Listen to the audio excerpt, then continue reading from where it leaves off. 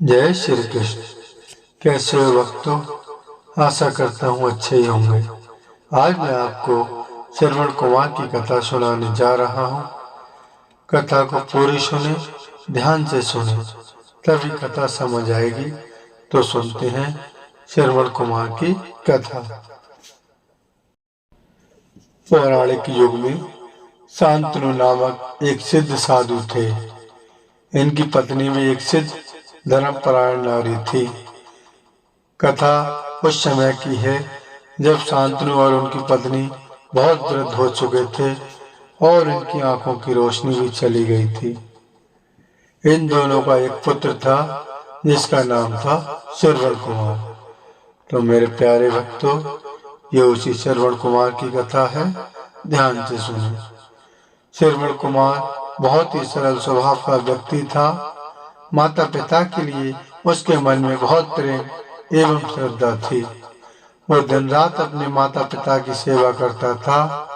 अपने माता पिता का बच्चों की तरह लालन पालन करता था। उसके माता पिता भी स्वयं को गौरवशाली महसूस करते थे और अपने पुत्र को दिन रात हजारों दुआएं देते थे। कई बार दोनों एक दूसरे से कहते कि हम कितने धन्य हैं कि हमें श्रवण जैसा मार्गभक्त पुत्र मिला, जिसने स्वयं के बारे में न सोचकर अपना पूरा जीवन वृद्ध नेत्रहीन माता पिता की सेवा में लगा दिया। इसकी जगह कोई अन्य होता तो विवाह के बाद केवल स्वयं का ही सोचता और बूढ़े नेत्रहीन माता पिता को कहीं छोड़ आता और खुशी से अपना जीवन यापन करता। जब ये बात श्रवण ने सुनी तो उसने माता पिता से कहा कि मैं कुछ भी भिन्न नहीं कर रहा हूँ, ये मेरा कर्तव्य है। जब मैं छोटा था तब आपने मुझे इससे भी ज्यादा अच्छा जीवन दिया और अब मुझे ये सौभाग्य प्राप्त हुआ है कि मैं आपकी सेवा करूं। आप दोनों जो भी अच्छा रखते हैं मुझसे कहें, मैं उन्हें अवश्य पूरा करूंगा। तब शांतनु और उसकी पत्नी कहते हैं, पुत्र श्रवण, हम दोनों की आयु बहुत हो चुकी है। अब जीवन का कोई भरोसा नहीं है। किसी भी समय हमारी आंखें बंद हो सकती हैं। ऐसे में हमारी एकमात्र इच्छा है, हम तीर्थ यात्रा करना चाहते हैं। क्या तुम हमारी इच्छा पूरी कर सकते हो? श्रवण कुमार अपने माता पिता के चरणों को पकड़कर अत्यंत प्रसन्नता के साथ कहता है, हाँ पिताश्री, ये तो मेरे लिए परम सौभाग्य की बात होगी कि मैं आप दोनों की इच्छा पूरी करूं। श्रवण अपने माता पिता को तीर्थ करवाने हेतु एक कांवड़ तैयार करता है, जिसमें एक तरफ शांतनु एवं दूसरी तरफ उसकी पत्नी बैठती हैं और कांवड़ के डंडे को अपने कंधे पर लादकर यात्रा शुरू करता है। उसके हृदय में माता पिता के प्रति इतना स्नेह है कि उसे उस कांवड़ का लेश मात्र भी भार नहीं लगता। अपने पुत्र के इस कार्य से माता पिता का मन प्रसन्नता से भर उठता है और वे पूरे रास्ते अपने पुत्र श्रवण को दुआएं देते चलते हैं। तीर्थ करते समय जब वे तीनों अयोध्या नगरी पहुंचते हैं तब माता पिता श्रवण से कहते हैं कि उन्हें प्यास लगी है। श्रवण कांवड़ को जल में रखकर हाथ में पत्तों का पात्र बनाकर सरयू नदी से जल लेने जाता है।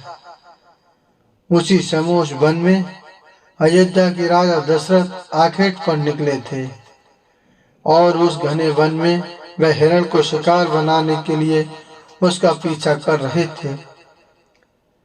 तभी उन्हें घने जंगल में झाड़ियों के पार सरयू नदी के पानी के हलचल की आवाज आती है। उस हलचल को हिरण के पानी पीने की आवाज समझकर महाराज दशरथ शिकार के उद्देश्य से तीर चला देते हैं और उस तीर से श्रवण कुमार के हृदय को आघात पहुंचता है, जिसके इसके मुंह से पीड़ा भरी आवाज निकलती है, जिसे सुन दशरथ स्तब्ध रह जाते हैं और उन्हें अनहोनी का एहसास होता है और वे भागकर सरयू नदी के तट पर पहुंचते हैं, जहां पे अपने तीर को श्रवण के हृदय में लगा देख भयभीत हो जाते हैं और उन्हें अपनी भूल का एहसास होता है। दशरथ श्रवण कुमार के समीप जाकर उससे क्षमा मांगते हैं। तब अंतिम सांसें लेता श्रवण कुमार महाराज दशरथ को अपने वृद्ध नेत्रहीन माता पिता के बारे में बताता है और कहता है कि वे प्यासे हैं, उन्हें जाकर पानी पिला दो और उसके बाद उन्हें मेरे बारे में कहना। और इतना कर श्रवण कुमार मृत्यु को प्राप्त हो जाता है। भारी हृदय के साथ महाराज दशरथ श्रवण के माता पिता के पास पहुंचते हैं और उन्हें पानी पिलाते हैं। माता पिता आश्चर्य से पूछते हैं, उनका पुत्र कहाँ है? वे भले ही नेत्रहीन हों, पर वे दोनों अपने पुत्र को आहट से ही समझ लेते थे। माता पिता के प्रश्नों को सुन महाराज दशरथ उनके चरणों में गिर जाते हैं और बीती घटना को विस्तार से कहते हैं। पुत्र की मृत्यु की खबर सुनकर माता पिता रोने लगते हैं और दशरथ से उन्हें अपने पुत्र के पास ले जाने को कहते हैं। महाराज दशरथ कांवड़ उठाकर दोनों माता पिता को श्रवण के शरीर के पास ले जाते हैं। माता पिता बहुत जोर जोर से विलाप करने लगते हैं।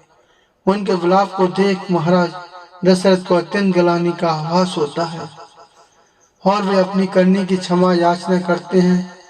लेकिन दुखी पिता शांतनु महाराज दशरथ को श्राप देते हैं कि जिस तरह मैं शांतनु पुत्र वियोग में मरूंगा, उसी प्रकार तुम भी पुत्र वियोग में मरोगे।